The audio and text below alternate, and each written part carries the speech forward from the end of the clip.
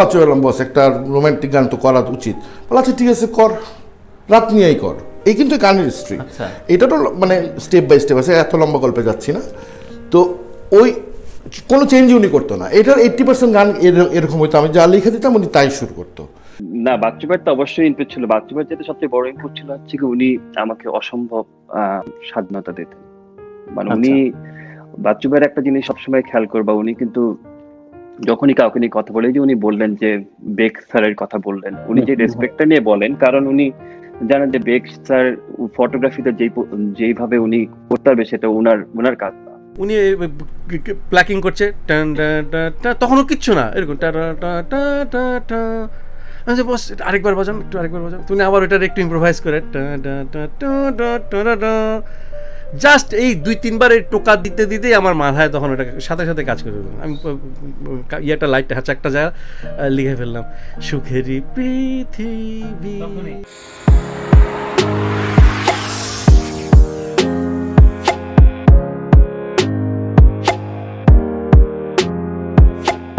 কিছু ছিল ম্যাক্সিমাম 80% গান ছিল আমি যা লিখে দিতাম তাই। বাচ্চু ভাই বলছে তোকে কোনো গ্রামার মেনটেন করতে হবে না, কিচ্ছু করতে হবে না, তুই যা লিখবি আমি তাই সুর করব, এটা ছিল ওনার কন্ডিশন। দাড়ি কমাও চেঞ্জ করবে না। হ্যাঁ, এখানে অংশ একটা কথা বলেছিল যে বাপি ভাইয়ের একটা নির্দেশ ছিল যে বস খবরদার একটা অক্ষরে চেঞ্জ করা যাবে না। এই যে এখন অনেক রাত খোলা আকাশের নিচে, এটা অরিজিনাল লিরিক ছিল, এখন অনেক রাত খোলা আকাশের ছাদে, গান গাওয়াও হয়েছে ছাদে। গাওয়ার পরে ওই যখন আমরা চা খাইতেছি আমার কয় বাপ্পি ঝামেলা হয়ে যাচ্ছে, আমাকে কি কয় না ছাদে যাচ্ছে না, তুই ঝামেলা করিস না, এটা একটু নর্মালাইজ করা দরকার।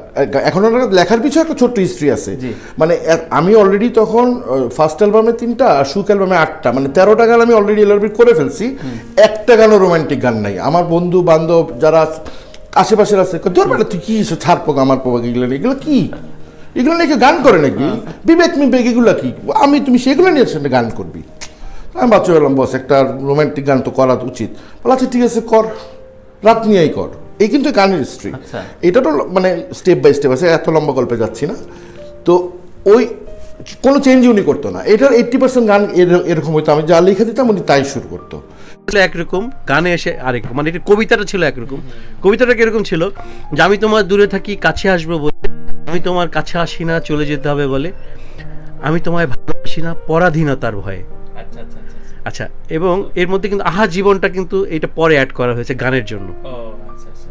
তো এই গানের মজাটা হচ্ছে এখানে, যেটি কবিতা থেকে এটাকে গানে ট্রান্সফর্ম করা হয়েছে। না, এটা মনে হয় বাচ্চু ভাই একটু আগেই, মানে আমার সামনে করেনি, এটা আগে পরে কোনো একটা সময় করেছিল। হ্যাঁ, প্রথম পরিচয়।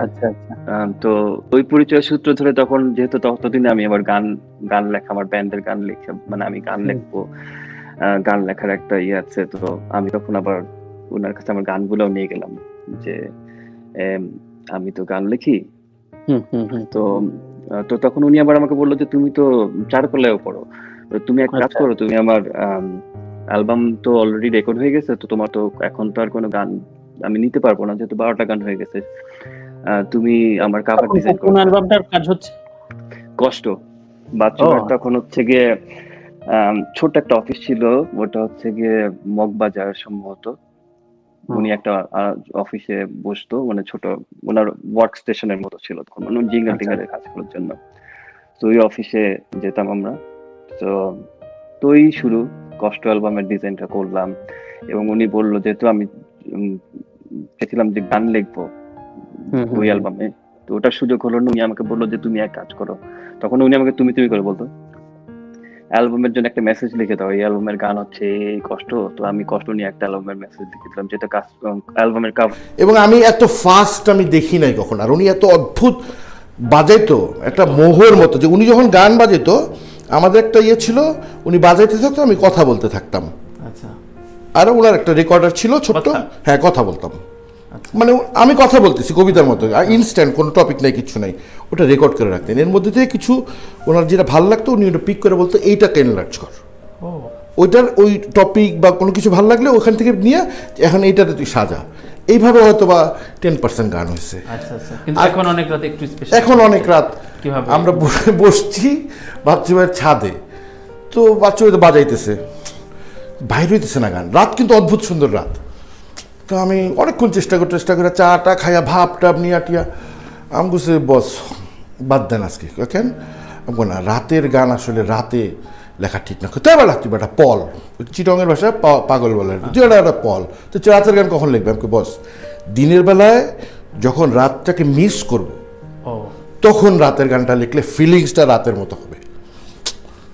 আচ্ছা ঠিক আছে তুই প্যাডে দুপুরে আয় প্যাডে।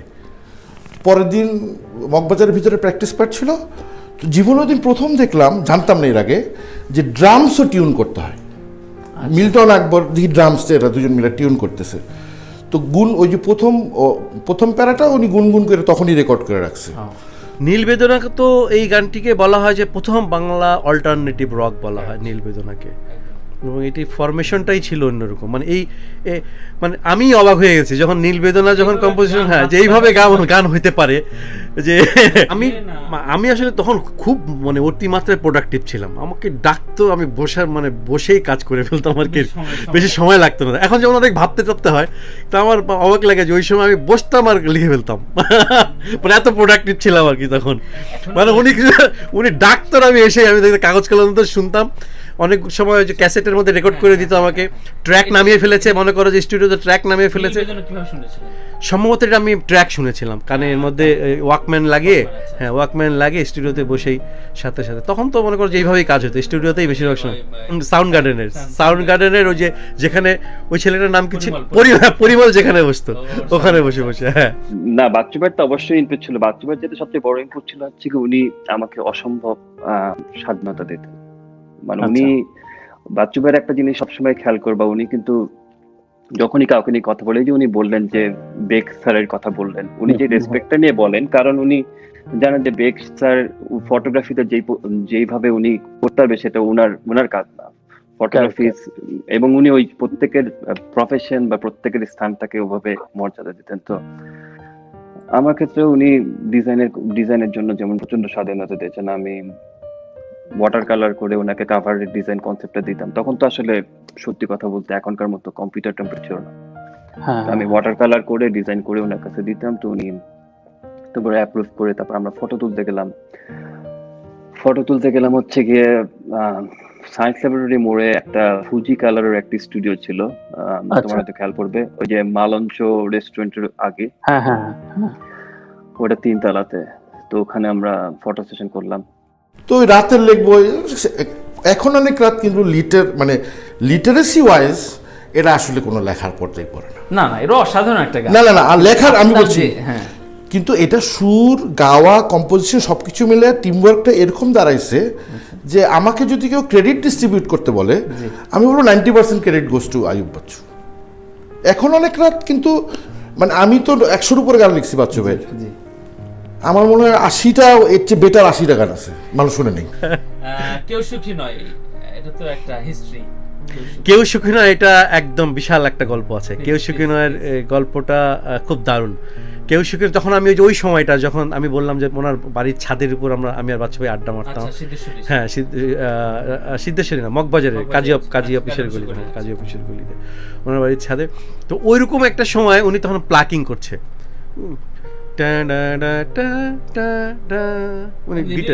কিচ্ছু নাই তখন, যা সন্ধ্যার অন্ধকারে আমি আর বাচ্চু ভাই তখন মানে বসে আছে। উনি একটা হ্যাজাক রাখতো, যখন লিখতে হইতো তখন আমি হ্যাজাকটা জ্বালাইতাম, আর না হলে অন্ধকার থাকতো, আর উনি ওই গিটার বাজাইতেন ছাদের উপর বসে। তো ডিস থেকে কুদ্দুস চাটা নিয়ে আসতো, না একদম অ্যাকুস্টিক। তো উনি প্লাকিং করছে, তখনও কিচ্ছু না, এরকম বস আরেকবার বাজান, তুমি আবার ওইটার একটু ইম্প্রোভাইজ করে জাস্ট এই 2-3 বার এই টোকা দিতেই আমার মাথায় তখন ওটা সাথে কাজ করে ফেললাম। আমি ইয়েটা লাইটটা হ্যাচাকটা যা লিখে ফেললাম, সুখেরই পৃথিবী, একদম সুখেরই অভিনয়, যত আড়ালে রাখো, এইভাবে হয়ে গেল। এই ছবিটা বাচ্চুভাই কাভারে ছিল, মানে উনি ফাইনালি যে সেই ছবিটা কিন্তু আসলে ফটো সেশনের শটের মধ্যে ছিল না। ওই ছবিটা হচ্ছে উনি বিশ্রাম নিচ্ছিল। আচ্ছা। সো পরে আমরা বললাম যে এই ছবিটাই তো বেশি সুন্দর লাগতেছে, মানে কষ্টর নামটার সাথে এই ছবিটা অনেক বেশি যায়। তারপরে ওই ছবিটা দিয়ে করলাম, এবং তুমি বিশ্বাস করবা না, এখানে এই যে কষ্টতে যে কষ্ট লেখাটা, হ্যাঁ হ্যাঁ তখন এই কষ্ট লেখাতেই এফেক্ট দিতে আমাদের কম্পিউটারে দিয়ে রেন্ডার করতে হতো। তখন এত বিল্ট ইন এফেক্টস ছিল কারেক্ট না। Correct correct correct correct. তো আমাদের মানে খেয়াল এটা আছে যে ওটা এক এখনকার ঘন্টা ডিজাইনাররা লাগতো। বুঝবে না এটা। এটা এখন 5 সেকেন্ডে হয়ে যাবে, তখন ওটা 1 ঘন্টা লাগতো রেন্ডার হতে। আমি জানি না, আমার কাছে হিট শব্দটা আমার কাছে নাই, কিন্তু এটা একটা কি হচ্ছে মানে সামহাও এটা একটা আইডেন্টিটিও হয়ে গেছে। মানে কি উনি ওই গানটা লিখছে, হ্যাঁ। এটা এখন হয় কি, এখন বাধ্য হয়ে মানে আত্মীয় স্বজন বন্ধু বান্ধব যেই হোক, বাবা গীতি কবিরা বা যেই হোক, তারা মানে আমি তখন বুঝতে পারলাম যে না, এটা একটা জায়গায় গিয়ে দাঁড়াইছে, এটা নিজের একটা আইডেন্টিটি হয়েছে এই গানটার। অথচ গানের প্রতি কিন্তু ভাগ্য আমাদের হাতে নাই, কারণ গানের টাইটেল কিন্তু আসলে এখন অনেক রাত না, গানের টাইটেল কিন্তু দরজার ওপাশে। এটা প্রথম যখন বাইরে টুগেদার অ্যালবামে, তখন একটা ফাস্ট মুডে গানটা ছিল। পরে গানটা যখন তখন অতটা আলোচনা সমালোচনা হয় নাই। আমি চলে গেছি বিদেশে, মাঝখানে 2 বছর বাইরে ছিলাম।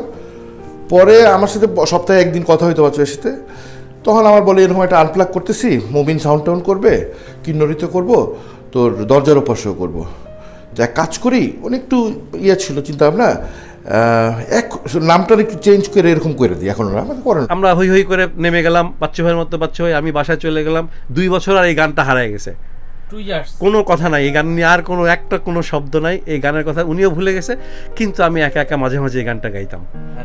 আমার মাথার মধ্যে একটা গুনগুন হইতো, আমি গোসল টোসল করার সময় বাথরুমে ধরে গুনগুন করে গান গেছি।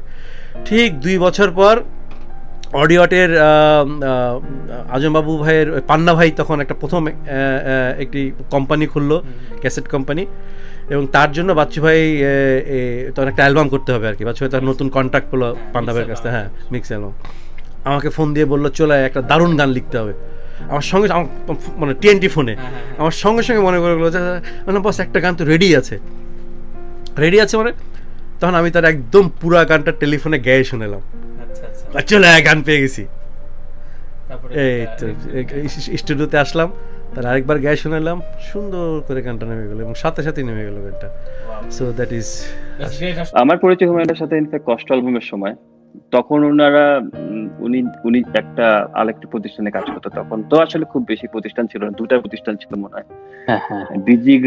ডিজিগ্রাফ একটা ছিল, আর একটা সম্ভবত সামথিং খেয়াল নাই। সবই তো পল্টনে ছিল, ওই যে আজাদ প্রোডাক্টস যেখানে ছিল সেই গলিতে, হ্যাঁ ওই গলিতে 2টা-3টা ছিল। সো উনি ওখানে কাজ করতো, এবং বেশ তখনকার দিনে তো ওরকম কম্পিউটারের আলা রুম গুলাতে তুমি জুতা পরে যেতে পারতা না, জুতা খুলে যেতে হতো, জুতা খুলে যেতে হতো, এবং তাকে জিজ্ঞাসা করতো আপনি কোথায় যাবেন, কার সাথে কাজ করতে যাবেন। তো ওই সূত্রে হুমায়ুন ভাইয়ের সাথে তখন পড়তো। এবং তারপরে যেটা হলো যে হুমায়ুন ভাই সব ডিজাইন করতো আমার, কারণ আন্ডারস্ট্যান্ডিং এত ভালো হয়ে গেল। আর হুমায়ুন ভাই সব, এবং শুধু হুমায়ুন ভাই যে আমার কাজ করেছে তা না, হুমায়ুন ভাই অসংখ্য অল ক্যাসেটের বা সেই সময় ক্যাসেটের কভার করেছেন, এবং সাউন্ড টেকের লোগোটাও হুমায়ুন ভাইয়ের করা।